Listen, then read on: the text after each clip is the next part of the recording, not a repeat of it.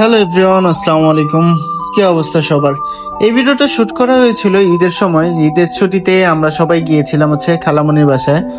ওইখান থেকে আজকের ভিডিওটা। আর আজকের ভিডিওটা শুধুমাত্র এমনিতে ফান বা আদার্স কোনো কিছু না, বা ব্লগ বা মানে ইন টোটালি ডিফারেন্ট একটা, যে আমি আমার ছোটবেলায় নানুর বাসায় যে স্মৃতিগুলা ছিল সেই স্মৃতিগুলা দেখার জন্য এতটা কষ্ট করে আমরা গিয়েছিলাম এখানে।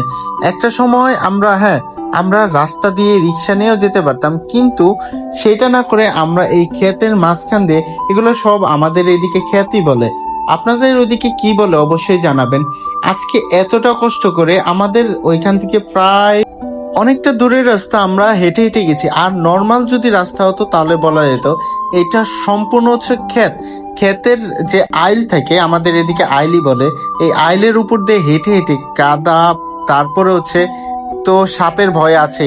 এই সকল ভয় উপেক্ষা করে তারপর আমরা গিয়েছিলাম আমার সেই ছোটবেলায় নানুর বাসার যে স্মৃতিগুলা ছিল সেই নানুর বাসাটা দেখতে। কারণ এই বাসাটা এখন পর্যন্ত কেউই জানে না, লাস্ট কে কবে গিয়েছিল তারও কোনো মনে নাই, ওইভাবেই একদম পরিত্যক্ত অবস্থায় আছে। চলুন আজকের ভিডিওটা দেখাই কি অবস্থা, বা কিভাবে গেলাম, বা এই রাস্তায় যেতে আমাদের কি কি সমস্যার সম্মুখীন হতে হয়েছে, এইটা দেখবো আজকে আমরা। আর আপনাদেরকে নিয়েই আমার নানুর বাড়িতে বা আমার ছোটবেলার যে স্মৃতিগুলা সেই স্মৃতিগুলা উপভোগ করব।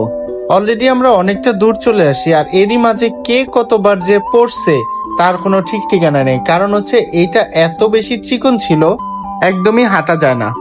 Hello guys, at last complete. আমরা আমরা এটা কি বলে কত, এগুলো কিন্তু শাক, এই যে এগুলো কলমি শাক বলে, কলমি শাক চিনি।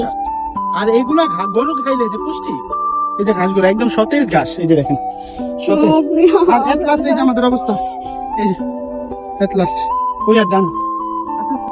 এখন এই পাশে রাস্তা দিয়ে আমি কোন দিক দিয়ে যাবো তাও খুঁজে পাচ্ছি না। ওরা দেখি ওই পাশে চলে গিয়ে হাত পাও ধুয়ে ফেলছে। ক্ষেতে যে বৃষ্টির পানি বা মোটর থেকে যে পানি দেওয়া হয়, ওই পানিগুলো জমায় রাখে, কারণ ধান খেতে পানি রাখতে হয়।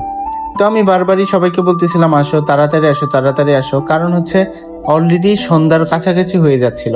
আর আমরা রওনা দিয়েছিলাম আসরের আজানের সময়, এতটা সময়। আর এখন মাগরিবের আজান দিতে আর সম্ভবত 10-20 মিনিট সময় আর বাকি আছে। আমি হাঁটতে হাঁটতে এতটাই ক্লান্ত যে আমার অবস্থা প্রায় শেষ, আর পা চলতেছে না। কিন্তু আমার তো মাগরিবের আগেই আমার নানুর বাসায় যাইতেই হবে। আর আমি বারবারই রাস্তা ভুল করতেছিলাম, কারণ আমি অনেক বছর পর, আমি ঠিক কত বছর আগে আসছিলাম আমার মনে নাই। আর এরই মাঝে অনেক বিল্ডিং হয়ে গেছে এর মধ্যে। এট লাস্ট এই আমার নানুর বাসায় চলে আসছি। এইখানে একদম পরিত্যক্ত। আমার এইখানে অনেক স্মৃতি, অনেক বেশি স্মৃতি এইখানে আমার। তো এরপরে আর কোনো ভিডিও নেওয়া হয়নি। আজকের ভিডিওটা এই পর্যন্তই। দেখা হবে নতুন কোনো জায়গায় নতুন কোনো ভাবে। তো আমরা ওইখান থেকে ডিরেক্ট রিক্সা নিয়ে চলে আসি আমার খালার বাসায়।